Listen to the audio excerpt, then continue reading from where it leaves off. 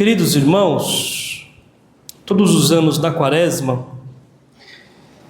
segundo o evangelista que nós acompanhamos durante o ano litúrgico,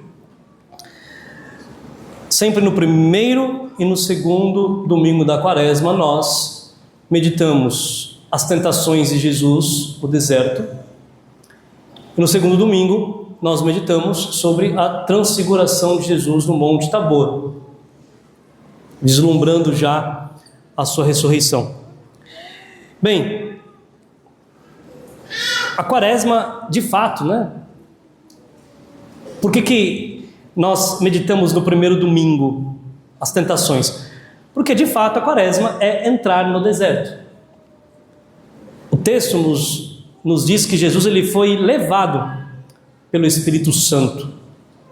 O Espírito conduziu Jesus ao deserto. Porque na Quaresma, nós não podemos nos enganar quanto a isso, na Quaresma, o caminho que nós trilhamos na Quaresma é entrar no deserto, conduzido pelo Espírito Santo, porque é no deserto que nós saímos da nossa vida, é no deserto que nós nos encontramos conosco mesmos, e é no deserto que nós encontramos com Deus.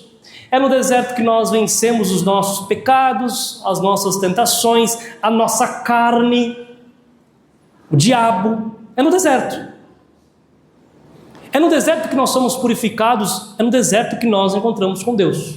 Então, a Quaresma é entrar no deserto. Não podemos nos enganar quanto a isso. Eu entro no deserto. Estou entrando no deserto. E aqui, a palavra de Deus hoje, ela nos coloca diante de dois mistérios que atravessam toda a história humana e atravessa também o seu coração. O mistério da piedade e o mistério da iniquidade. Não existe uma neutralidade, eu não posso ficar em cima do muro. Ou eu sou piedoso, ou eu sou iníquo. Ou eu digo sim a Deus, ou eu digo sim ao diabo. Esta é a realidade, esta é a grande realidade em nossas vidas. Não existe neutro, não existe meio termo, não existe morno, não existe em cima do muro. Eu vou ficar na minha. Ficar na minha é ficar com o diabo. É assim. A piedade, o mistério da piedade, para nós entendermos, A piedade é uma coisa bonita, uma coisa boa, é se aproximar de Deus, é reconhecer quem é Deus. É o mistério da piedade, deixar que Deus seja Deus em minha vida. A iniquidade é o mistério da maldade, é o que o pecado faz conosco, é o que o pecado faz com a humanidade, com o homem. Cada escolha nossa alimenta um deles. Alimenta ou a piedade, ou alimenta a iniquidade. Gera vida ou gera morte. Bem, sobre o mistério da iniquidade, na segunda leitura nós escutamos aquilo que nos diz São Paulo. Por um só homem entrou o pecado no mundo, e pelo pecado a morte. A humanidade, ela não está apenas cansada, a humanidade está ferida. A vida, por conta do pecado, se tornou pesada. Nós precisamos lutar para as coisas. Antes não era assim. Agora nós precisamos lutar, nós precisamos de um esforço tremendo interior. Nós passamos por uma confusão moral daquilo que é certo, daquilo que é errado, medo constante. Antigamente, na época de Adão, não existia medo. Nós passamos por isso, um vazio espiritual. Por que vazio espiritual? Porque estamos vazios de Deus. E a primeira leitura em Gênesis mostra que não era assim. Deus, ele criou do pó, o homem do pó, ele forma o homem, forma o barro, e neste barro ele sopra no homem o sopro da vida, ele sopra o seu próprio sopro. Ele nos coloca num jardim, Ele caminha conosco como um amigo. Percebam, O pecado nos roubou disso. Deus caminhava conosco. A partir do pecado, nós não caminhamos mais com Deus. Não é apenas uma desobediência a uma regra, foi desconfiar do amor que já tínhamos. E a serpente, ela começa distorcendo. Ela chega em Eva e diz, né? Foi isso mesmo que Deus disse? É assim mesmo que Deus está dizendo? E é como continua nos dias atuais. Relativiza o bem e o mal. Hoje tudo pode, tudo é possível, tudo é permitido. Se é bem para mim, então eu posso fazer algum mal, não tem problema. Melhor que eu me dê bem do que outro. É assim. Chamando o pecado de liberdade, eu sou livre para fazer o que eu quiser, eu sou livre para viver como eu quero. É chamando confusão mental de identidade. Chamando ruptura de progresso. O homem quer decidir sozinho aquilo que é certo e aquilo que está errado. O homem quer ser Deus, só que sem Deus. E o resultado? Qual o resultado nessa história toda em Gênesis? Abriram-se os olhos. E o que eles viram? Que eles estavam nus.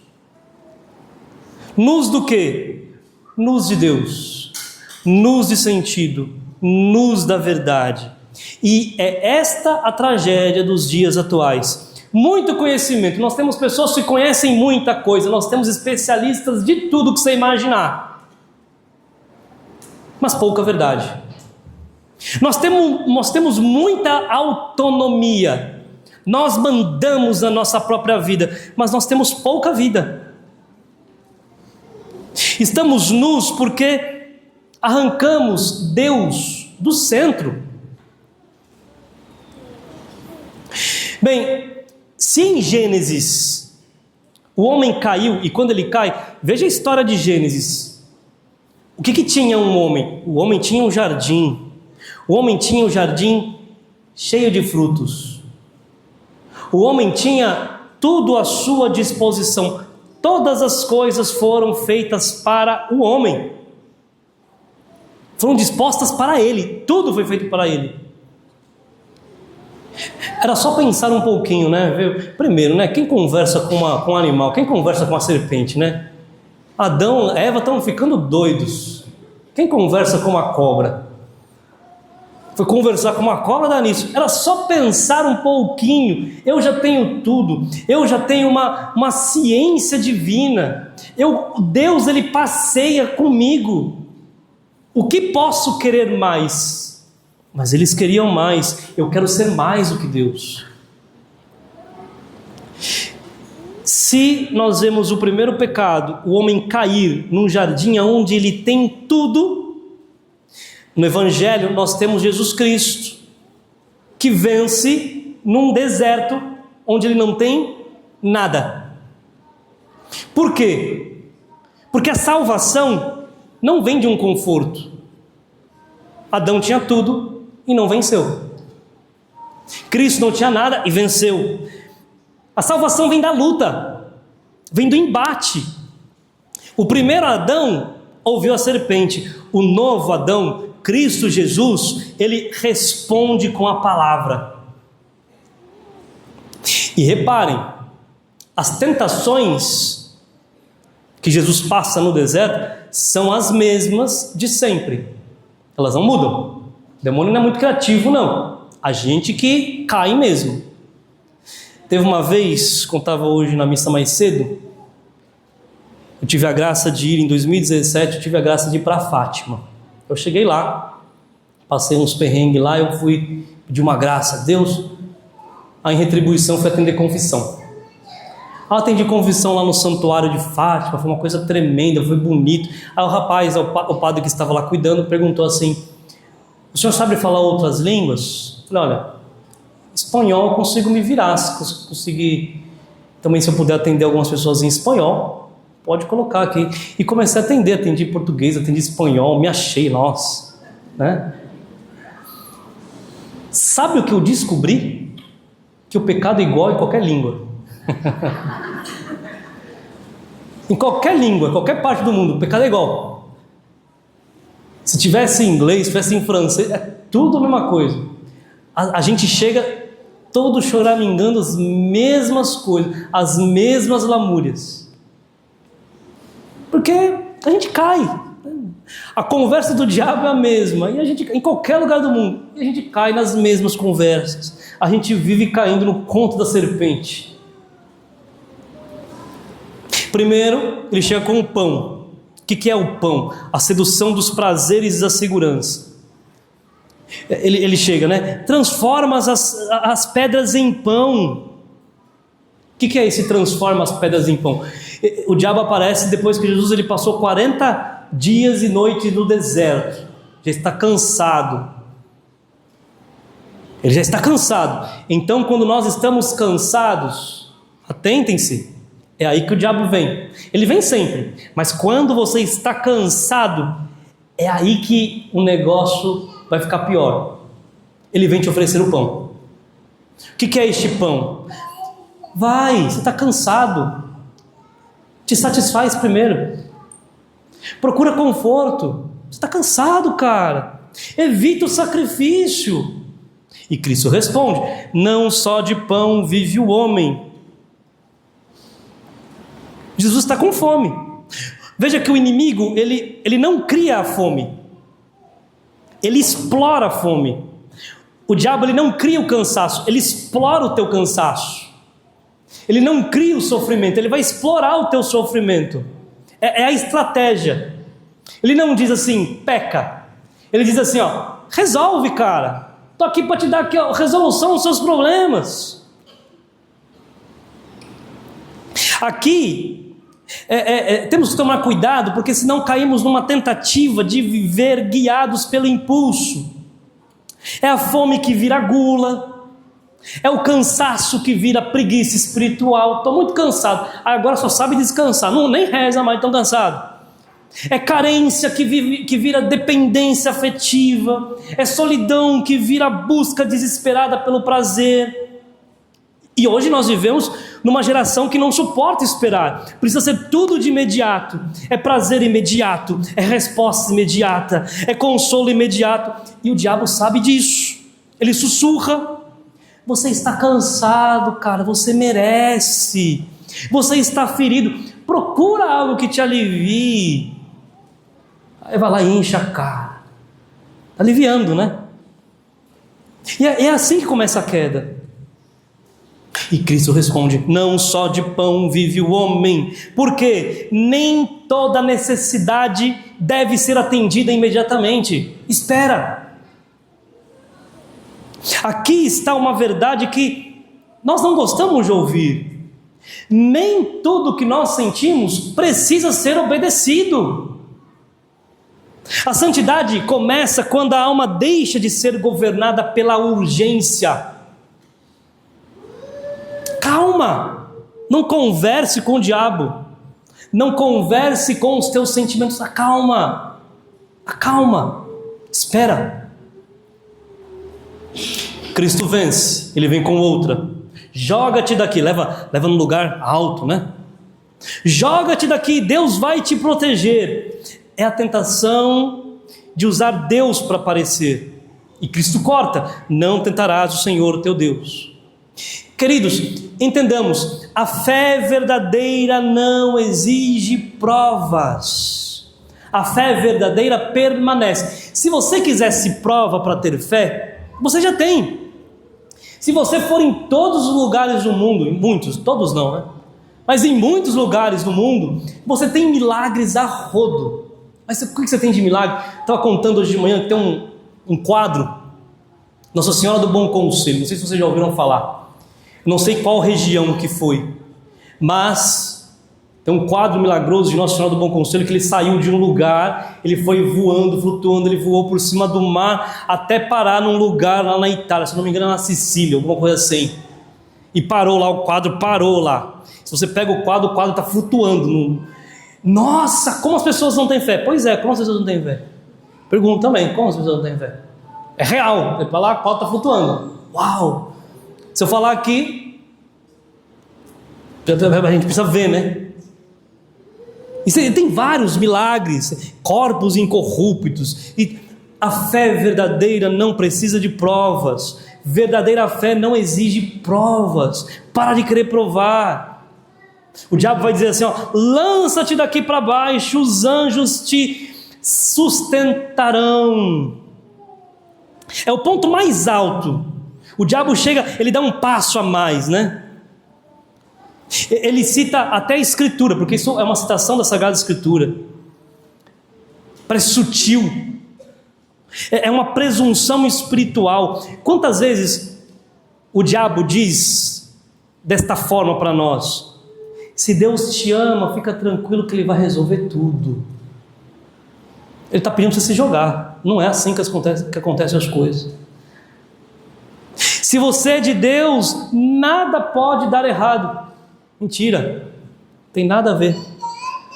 Como o próprio Jesus Cristo diz, a chuva cai para os justos e injustos, o sol nasce para os bons e para os maus. Se você reza, você merece ser protegido. Se você reza, você vai para o céu. Aqui na terra, a gente está na roça.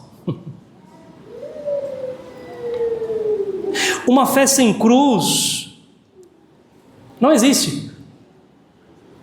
Essa é a tentação, às vezes a tentação final até, quando o homem quer sinais extraordinários para sustentar a própria imagem espiritual. E Cristo responde, não tentarás o Senhor teu Deus, porque a verdadeira santidade não exige prova. Se você quiser prova, você tem prova a rodo. Nossa Senhora apareceu no milagre do sol lá em Fátima, 70 mil pessoas viram e a gente não se converteu. A gente tem que saber que Ele permanece fiel. Ele permanece fiel. Para de querer provas. Para de querer provar a tua fé. A gente não precisa disso, gente. Depois ele vem por último, poder. Leva ele de novo para o alto do templo. A sedução falsa, da adoração falsa. Tudo isso eu te darei, mostra Jerusalém. E aqui o diabo ele não se esconde mais, porque chega num período da tentação que o diabo não se esconde mais. O que ele pede? Eu te darei se te prostrares a mim e me adorar. Ele já diz na lata. Porque, no fundo, entendamos, toda tentação termina aqui, deixar o diabo ocupar um trono. Todo pecado, independente de ser um pecado levezinho, se é um pecado gravizão, todo pecado é um pacto que nós estamos fazendo com o diabo. Todo pecado. Precisamos colocar isso na nossa cabeça. De fugir do pecado. E Nossa Senhora responde, só adorarás o Senhor teu Deus. Entendamos, né? O diabo, ele não oferece só coisas ruins, ele oferece coisas aparentemente boas. Mas não é só porque aparentemente é boa que está na vontade de Deus, é fora da vontade de Deus. Ele promete cruz, aliás, sucesso sem cruz. Ele promete missão sem sacrifício. Ele promete autoridade sem obediência. Isso não vem de Deus, não vem. Essa é a tentação daqueles que até já caminham espiritualmente, porque depois, muitas pessoas são assim, né? Às vezes a gente vence alguns pecados mais grosseiros, aí a tentação começa a ser um pouco mais refinada, quer querer aparecer um pouco, quer crescer rápido demais, quer resultados visíveis. Hoje, muitas pessoas gostam de viver uma fé meio estética, gostam de sentir mais, gostam de ver mais, gostam de experimentar, mas não querem morrer para si. E Cristo responde, adorarás somente o Senhor teu Deus. É aqui a chave espiritual. A alma só permanece pura quando Deus continua sendo o centro. Não é a experiência, não é o ministério, não é a emoção. Nós não precisamos disso. E aqui nós temos a piedade que vence a iniquidade. São Paulo revela o segredo. Pela obediência de um só, todos serão constituídos justos. Onde Adão disse, eu decido, Cristo diz, Pai, seja feita a tua vontade. Aqui está algo que o mundo não entende. Jesus, ele não vence pela força, ele vence pela obediência. Ao pão, ele prefere a palavra. Ao sucesso, ele prefere o silêncio. Ao poder, ele prefere a cruz. E abra um parênteses. Quer vencer o pecado? Meu querido irmão, minha querida irmã, ao pão, prefira a palavra. Deguste a palavra, leia a palavra, conheça quem é Jesus Cristo, senão você vai querer ser alimentado por outro pão. Você quer vencer a tentação? Comungue nosso Senhor Jesus Cristo, venha comer do verdadeiro pão, receber Jesus Cristo na Eucaristia. Eu repito, muitas vezes, a Eucaristia é pureza que purifica toda impureza. A Eucaristia é pureza que purifica toda impureza. Quer vencer a tentação? Aproxime-se da Eucaristia. Aproxime-se. Ela desfaz o nó da nossa soberba e nós vamos sendo obedientes a nosso Senhor Jesus Cristo, assim como Ele é obediente até a morte de cruz. É assim que o mistério da piedade derrota o mistério da iniquidade. É assim. Sejamos obedientes ao Senhor. Se Ele pede, façamos. Temos que ser simples. Quaresma não é um tempo leve. É deserto, é decisão, é guerra interior. Porque ainda hoje a serpente vive a serpentear e sussurrar. Você decide o que é certo. Você não precisa desobedecer, você não precisa obedecer, você não precisa de Deus. Mas Cristo, Ele abre outro caminho. É oração que nos esvazia, é penitência que nos purifica, é caridade verdadeira que nos converte, porque nós não fomos feitos para sermos deuses autônomos. Nós somos feitos para sermos filhos de Deus, filhos obedientes. E por isso, abandonemos a ilusão da autossuficiência. Vamos planejar uma quaresma real, não uma quaresma simbólica. Jejum que dói. É oração que transforma. É caridade que custa. Porque somente quem entra na obediência de Cristo entra também na vitória da Páscoa. Peça essa graça ao Senhor. Peça hoje essa graça ao Senhor. Porque você já está no deserto. Ou você escolhe viver a facilidade para sair do deserto, ou você escolhe passar pelo deserto. Escolher a facilidade significa que você nunca vai sair do deserto. Mas está na hora de crescer, sair do deserto. Apoiemos em nosso Senhor Jesus Cristo. Caminho verdadeiro para chegar até o céu. Louvado seja nosso Senhor Jesus Cristo.